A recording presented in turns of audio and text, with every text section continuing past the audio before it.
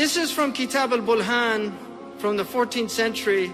This is a Muslim book on jinn and devils. And here's the devil. And if you notice, I don't even want to make that sign. Somebody take a picture of me and then they'll put it up on YouTube that I'm making the devil's sign, right? But that sign, if you look at his hands, you can see he's holding his hands like this, that's a sign of the horns of the devil. And Anton LaVey, back in the 1960s, did an interview where he explained that this is an ancient sign for devil worshippers. Baphomet is a god that they worship. Baphomet, it's argued that it's actually a deviation that some of the Christian occultists who were devil worshippers during the Crusades used to mock the name of the Prophet ﷺ. And you can see this being here imitated in one of these. This is obviously a very powerful witch here. Again, you can see the horns. One of the minions here, you can see on the head there. This is for all the kids to go and see Maleficent, the evil one, Walt Disney. Great thing to show little kids. Put that in their psyche. I mean, what's going on? This was an album cover that the Beatles chose for themselves.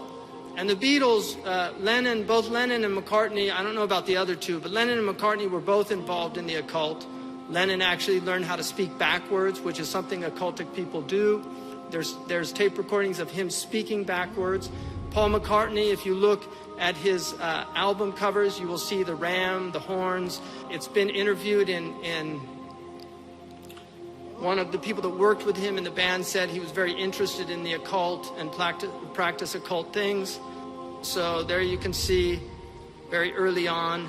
This is also another occultic symbol here representing 666, sign of the beast. It also means okay, so be careful that you don't, somebody goes like that.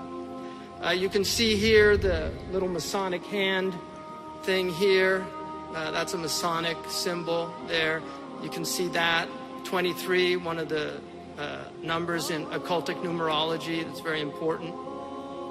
Again, you can see the devil's horns.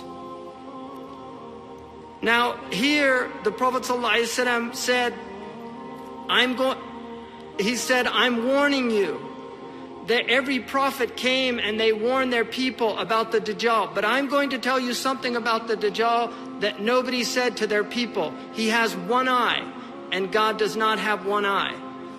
Now, I find it very bizarre that this cult of one eye is so prevalent in popular culture. Everywhere you look, the cult of one eye, and there you have Eminem, this minion with his devil's horns and his one eye plastered on the streets of Toronto. And all these one-eyed cartoon characters, those characters are actually called the Minions. This is all, and you can say, I'm not talking about a conspiracy. A lot of people don't know what this is about. They don't know. Like, these cartoonists aren't all plotting and things like this. This is all inspiration. It's demonic inspiration. They're inspired by Shaitan.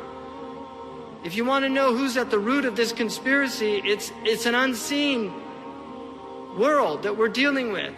St. Paul said that our struggle is not with the powers of flesh and blood, but principalities of darkness. That this is part of the struggle of the people of God as they fight against forces of darkness that want to bring human beings down. Why? Have you ever seen anybody do that? Have you ever taken a picture like that? Who would take a picture like that? Why would you do that? I've never seen anybody do that. Why would you do that? Why? Why is all this one-eye obsession? What's going on?